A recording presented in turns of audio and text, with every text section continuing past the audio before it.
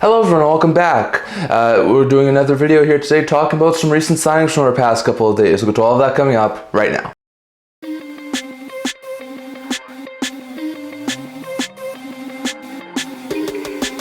Hello everyone, welcome back to another video here at the N10 Hockey channel. Before we get into this video, don't forget to like this video and subscribe down below. Thank you for all your support when you're able to help you guys. So if you haven't already, don't forget to subscribe button down below. And don't forget to leave a comment down in the comment section below so we can also discuss in this video. Now, as you can see, we are finally in Alberta. I talked about this. We moved from the province of BC to the province of Alberta. We talked about the move for a couple of weeks now. I've finally officially gotten everything ready, so we're back to filming now. So I still have a couple of pre-recorded videos talking about the last few season preview series videos. Also talking about the last few division previews, a couple of other videos that I got still going on there. So you might still see a couple of videos from the old place, but those are pre-recorded videos. From now on, we should have videos here at the new place now. And there is still going to be some things that need to be done with the house. So I might be changing backgrounds every now and then. So if background looks a little bit different, just bear with me. But I got everything to the best of my abilities at this point in time. So background will probably change over the next couple of weeks as I continue to get more and more stuff settled in. But for the time being, we're back with our regularly scheduled videos. So I missed a lot of news from our past couple of weeks. So in this video, we're just going to be talking about some signings that I missed. There's been, I think, like 20-25 signings since I last did an actual news video. So I'm going to talk about all the signings that have happened from over the past couple of weeks as we entered the month of October. So first, we're going to start here with the signing that the Columbus Blue Jackets made a couple of weeks ago, and that was them signing pending UFA forward James Van Riemsdyk. Van Riemsdyk, who's coming off a decent season last year with the Boston Bruins, putting up 11 goals and 38 points in 71 games. Looks like a pretty good forward. He should be able to fit in like a top 9 role for the Jaguars. You know, they need some forward help, especially after the sad news about the Johnny Gaudreau loss. So adding JVR is going to be a fantastic piece of work there for the Jackets, and it's a 1-year cheap deal at $900,000. So if the Jackets are still out of a playoff spot come the trade deadline, that could be a really easy option for the Jackets to flip at the deadline. So that's a pretty good pickup there for the Jackets. JVR finally has a home at this point in time, and the Jackets are able to go on their top 9 forwards that they need to sort of help round out this roster. So that's a pretty good pickup there for the Jackets. Then we also saw the Detroit Red Wings send a couple of their RFAs. First was the smaller one that they got first done, and that was Jonathan Berggren. Berggren, who's a solid depth player at this point in time, should eventually be a solid top 9 forward, but has been playing mostly in the AHL over the past couple of years. Signs a 1-year deal with AV of $825,000, sort of like a prove me deal. Last year got into 12 NHL games, putting up 2 goals and 6 points after having 24 goals and 56 points in 53 AHL games. So it looks pretty good, looks like a very fantastic player, and I think eventually should be a solid top 9 forward. Would not be one bit surprised if he got bottom 6 role this year for Detroit, so pretty good pickup there for Red Wings. Then they got one of their big RFAs locked up on a longer term deal, and that was Lucas Raymond, who a lot of people thought would get between like the $7.5 million range, somewhere around there, somewhere maybe close to Seth Jarvis. He gets a little bit higher than that. He gets an 8-year extension with AV of $8.075 million. So he doesn't surpass the Dylan Larkin contract, but that's a really good deal in my opinion for the Red Wings. Raymond coming off one of his best seasons ever, putting up 31 goals and 72 points in 82 games. Was a fantastic beast last year for the Detroit Red Wings, one of their point scoring leaders. So all in all, Red Wings looked fantastic last year. Raymond was a big part of that, so to get him signed before the season starts, very fantastic news there for the Detroit Red Wings. So interesting signing there. Then the extension everyone was waiting for has wound up happening. The Pittsburgh Penguins have finally extended Sidney Crosby. That happened a couple of weeks ago as well. The contract was a 2-year contract extension with AV of $8.7 million. So a lot of people thought that Crosby would have gotten in the double-digit marks, 10, maybe $10.5 million AAV. He gets 8.7, which is his current AAV. So he's going to play basically his entire career out of his ELC at an $8.7 million cap hit. The numbers 8.7 really mean a lot to him. It's his jersey number 2, so that's pretty good. Coming off one of his better seasons over the past couple of years, putting up 42 goals and 94 points in 82 games last year. Doesn't look like he's going to slow down at all.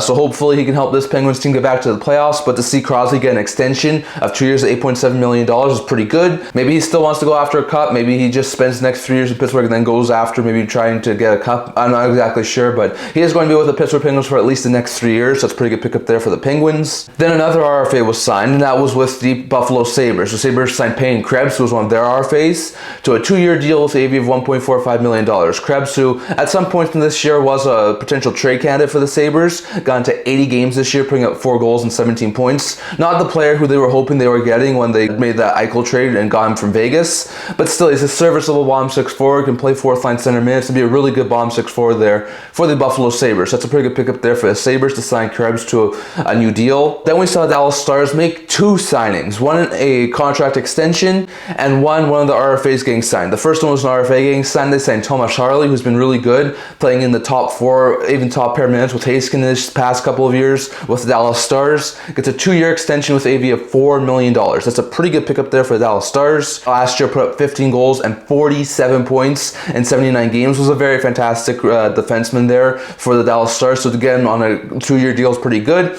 We'll probably rather get him on like a longer term deal, but with their cap space right now, that's the only sort of deal they're able to get. So interesting note there. And then they also extended one of their pending UFAs for next year, and that's Esa Lindell. Lindell, who's been a solid top four defenseman over the past couple of years, entering the final year of a 6-year deal for the Dallas Stars. Signs a 5-year contract extension with AV of $5.25 million. So that's a pretty good deal for the Stars. Lindell's a pretty good defensive defenseman, playing second pair minutes for the Dallas Stars. Last year put up 5 goals and 26 points in 82 games. Looked pretty good. He's a really serviceable second pair defenseman who can play defensive minutes. So to see him sign with the Dallas Stars is fantastic news. So that's going to be a fantastic pickup there for the Dallas Stars. Then we saw some lower end players get signed. First, it was in Calgary. Esa Lindell, who's a RFA, gets a 2-year extension, league minimum. Pretty good pickup there for the Flames. Last year put up 5 goals and 15 points in 51 AHL games, and also got into 10 NHL games, putting up 3 assists. So Solovyov, I think, could eventually challenge for like a third pair role. Probably will start in the AHL this year, but that's a pretty good pickup there for the Flames. Then the Nashville Predators finally signed RFA forward Philip Tomasino. Tomasino, who's been up and down over the past couple of years, gets a 1-year contract with AV of $825,000. It's a pretty good pickup there for the Predators. After having 7 goals and 20 points in 41 NHL games, he had 11 goals and 18 points in 22 AHL games. So like I said, been bouncing up and down. Maybe this year could be a solid bottom 6-4 for the Predators. That's a pretty good pickup there. Then we saw Arthur Kaliev sign his new deal, a 1-year $825,000 deal. I think this was signed with the intent of him still being moved, but he has gone injured since then. We'll talk about that later. So that's an interesting move there for the Kings. Kaliev last year had 51 games played at the NHL level, putting up 7 goals and 15 points. Looks like eventually could be a really solid player there for the Kings. So that's a pretty good pickup there for Los Angeles to get Kaliev signed, even if they may still wind up moving him. Then we saw the Calgary Flames sign another one of their RFAs, and that was Cole Schwindt. Schwindt gets a 1-year deal with AV of $800,000. Last year, coming off a season where he had 4 NHL games, putting up no points. Also had 36 points in 66 AHL games. Looks like eventually could be a solid 4th, maybe 3rd line forward there for the Flames. So that's a pretty good pickup there for the Flames, and I think he should be a solid AHLer for this upcoming season. Then the Red Wings signed their other big RFA that he still had under contract, and that was Mercer and Seider. Seider, who had been a really good player there for the Red Wings, their top defenseman, really the core of that defense. The other defenders are either a little bit older or too young right now, but Seider's really the main piece on that blue line. He gets a 7-year contract extension with the Detroit Red Wings with an AV of $8.55 million.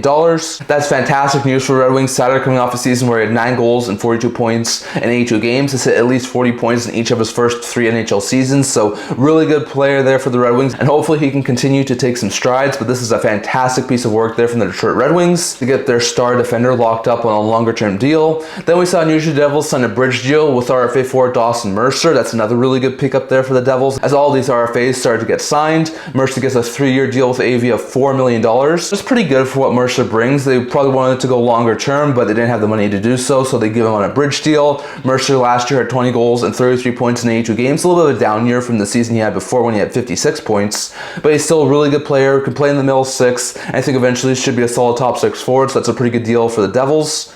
Then the Utah franchise made a massive contract extension, as they've extended young forward Dylan Guenther, who's in the final year of his 3-year ELC, on an 8-year contract extension with an AV of $7.14 million. It's pretty good in my opinion for Guenther. Even though he hasn't had a full season at the NHL level this year, I think that could be a really good steal of a deal long term. Last year in Arizona, had 18 goals and 35 points in 45 NHL games. Looked fantastic. I think eventually could be a solid 30-40 goal scorer at the NHL level. Could be a solid 50, 60, maybe even 70 point player. So I know it's a little bit surprising to see him sign after not having too many NHL games of experience, but still, he's a solid prospect there for Utah, and I think eventually he could be a really good fit there. Then we saw the Vancouver Canucks get their goaltending help they needed. We've heard them talking about trying to get Kevin Lankinen for a while. They wind up doing so, sign him on a 1-year deal with AV of $875,000. It's a pretty good deal for the Vancouver Canucks. Lankinen coming off a season where he had 24 games of NHL action with Nashville, putting up a 2.82 GAA and 908 save percentage. percentage. Had a lot better numbers the year prior, but still was looking pretty good for Nashville. So hopefully he can be at least a serviceable backup for the start of the season if Demko isn't ready to go. So interesting note there.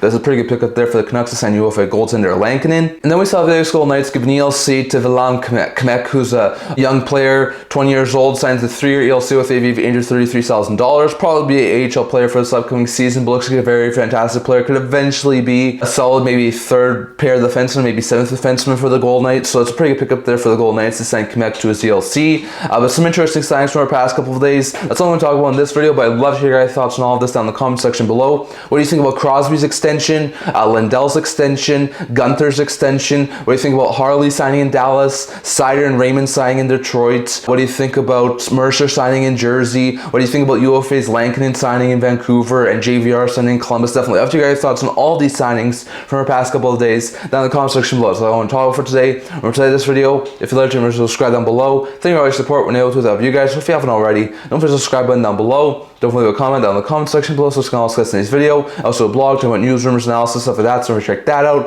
Leave a link down in the description below. And I can't wait to see you guys all for next video. See you guys soon.